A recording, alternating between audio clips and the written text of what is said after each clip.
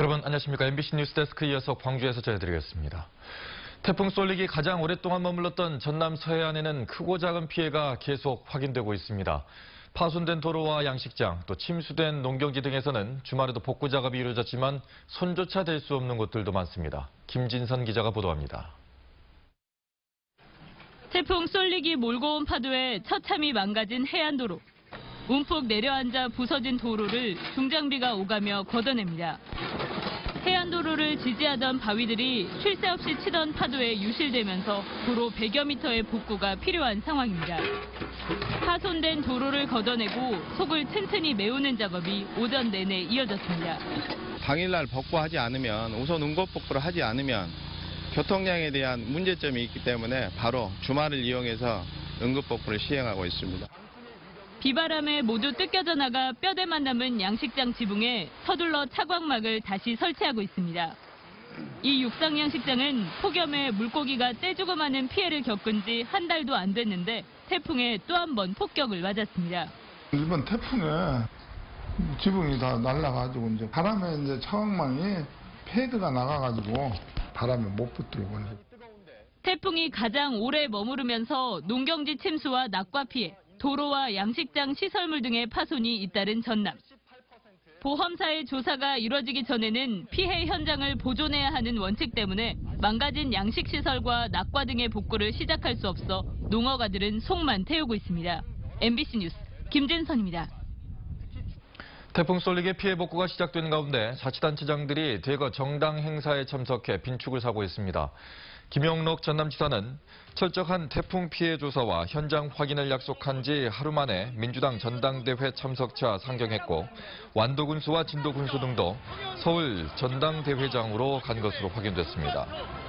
바다를 중심으로 아직 피해 집계가 채 끝나지 않았지만 이미 전복 양식장과 농경지 등 상당수 피해가 확인된 상태에서 자치단체장들이 민생 대신 정치 행보에 나선 것은 부적절하다는 지적입니다. 민주당의 신임 당대표에 이해찬 의원이 선출됐습니다. 민주당은 오늘 서울에서 열린 전당대회에서 이해찬 의원이 42.88%의 지지를 얻어 신임 당대표가 됐다고 밝혔습니다. 호남 출신의 당대표 후보인 송영길 의원은 득표율 2위에 머물렀습니다. 5명을 선출하는 최고위원 선거에서는 박주민, 설훈, 박광원, 김혜영, 남인순 후보가 새로 뽑혔습니다. 다음 달 2일 바른미래당 전당대회를 앞두고 당대표 후보들이 내일 광주에서 생방송 TV 토론에 나섭니다. 손학규, 하태경, 정운천, 김영환, 이준석, 권은희 등 6명의 당대표 후보들은 내일 오전 7시 30분부터 90분 동안 광주 MBC 공개홀에서 생방송으로 진행되는 토론회에 참여합니다. 바른미래당 당대표는 온라인 투표와 ARS 투표, 국민 여론조사를 합산해 선정됩니다. 태양광 발전을 놓고 곳곳에서 갈등이 빚어지고 있습니다. 태양광 허가를 둘러싼 갈등은 물론이고 이미 공사가 진행되는 현장에서도 주민과 사업자 간의 마찰이 속출하고 있습니다. 그 현장 송정근 기자가 다녀왔습니다. 지붕이 있는 축사의 CCTV 영상입니다. 원래대로라면 햇볕이 축사 안을 비출 시간이 아닌데도 강렬한 햇볕이 축사 안에 들어옵니다. 50여 미터 떨어진 태양광 지별판에서 반사돼 나온 빛입니다. 축사 주인은 반사된 태양광 때문에 소를 키우는데 피해를 보고 있다고 주장합니다. 우선 봐서는 소가 이제 뭘 먹는 것으로 떨어질 뿐더러 이것들은 다 임신이란 말이에요. 그러면은 유사한 가능성으로 나와볼 거라 이 말이에요. 이런 주장과 관련해 사업자는 태양광 패널은 빛을 흡수하는 시설이라 주민 주장이 사실이 아니라며 혹시 모를 피해를 위해 나무 등을 심었다고 반박하면서도 취재 요청은 거절했습니다. 1.5메가와트급의 대규모 태양광 시설을 만드는 또 다른 현장에서는 묘지 훼손 시비가 일었습니다. 태양광 패널이 들어설 산을 깎는 과정에서 60년 동안 관리되어 온 묘를 무용고자 묘지로 취급해 후손들에게 알리지도 않고 마음대로 이장해버렸다는 겁니다. 저희 할아버지 할머니 산소 좀 찾아가지고 좋은 데 모시고 싶습니다. 다른 건 없습니다. 진짜 어디에 있는지도 모르고.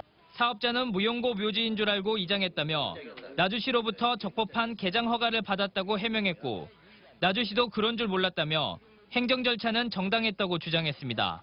적법하게 했다고 하지만은 문제가 된다고 한 바 저희들이 사업주를 불러들여서 그 사항을 정확하게 파악한 후에 그 사람이 주장하는 것을 목표를 달성할 수 있도록 정부의 친환경 신재생 에너지 확대 정책에 따라 곳곳에 태양광 시설이 들어서거나 들어설 준비를 하고 있는 만큼 갈등은 확산될 것으로 예상됩니다. 현 정부가 들어선 이후 전라남도에 접수된 태양광 개발 허가 건수는 지난 1년 사이 7.25배 증가했습니다. MBC 뉴스 송정근입니다.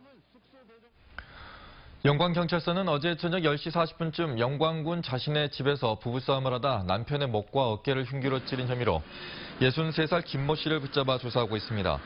범행 직후 김 씨는 자해를 시도했지만 김 씨 부부 모두 생명에는 지장이 없는 상태입니다. 경찰은 우울증을 앓고 있는 김 씨가 치료 문제로 남편과 다투다 흉기를 휘두른 것으로 보고 정확한 경위를 조사하고 있습니다. 오늘 낮 12시 30분쯤 광주시 서구 양동의 한 아파트 13층에서 불이 나 소방서 추산 1,900여만 원의 재산 피해를 내고 30분 만에 꺼졌습니다. 다행히 집에 사람이 없어서 인명피해는 없었지만 주민 50여 명이 긴급 대피하는 소동을 빚었습니다. 경찰과 소방당국은 냉장고 뒤에서 불길이 시작된 것으로 보고 정확한 화재 원인을 조사하고 있습니다. 한국전력이 정보통신 분야의 창의성 있는 인재를 발굴하기 위해 나주 본사에서 개최한 2018 일렉스톤 경진대회가 폐막했습니다. 어제부터 무박 2일 동안 진행된 이번 대회에는 대학생이나 스타트업 기업 등 총 30개 팀이 참가해 전력 데이터를 활용한 공공서비스 개발 등의 주제로 경쟁을 벌였습니다. 한전은 대회 입상자에겐 향후 채용 우대 혜택을 제공하고 창업을 지원할 계획입니다. 세월호 참사의 아픔을 간직한 진도 팽목항 분향소의 철거를 앞두고 마지막 문화제가 열렸습니다.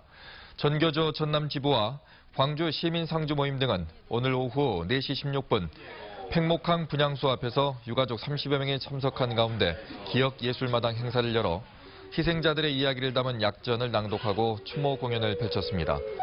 팽목항에서는 지난 2015년 6월부터 매달 마지막 토요일마다 기억문화제가 개최됐고 진도항 개발 사업에 따라 다음 달 초 분향소가 철거될 예정입니다.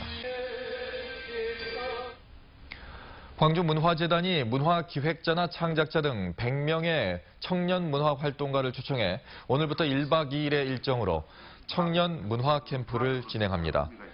이번 캠프에서 참가자들은 문화예술의 새로운 역할에 대한 생각을 함께 나누고 실천 방향을 제시하는 한편 전국 단위의 젊은 문화연대를 구축할 예정입니다. 폭염이 다소 누그러지면서 도내 온열 질환자가 큰 폭으로 감소하고 있습니다. 질병관리본부에 따르면 지난달 중순 한 주당 70명 가까이 발생했던 전남 지역 온열 질환자는 8월 들어 감소 추세를 보였고 특히 이번 주에는 발생 환자가 10명으로 지난주에 3분의 1 수준에 머물렀습니다. 한편 지난 23일까지 집계된 전남 지역 온열 질환자는 320명으로 전국 17개 시도 가운데 경기와 서울, 경남에 이어서 네 번째로 많았습니다.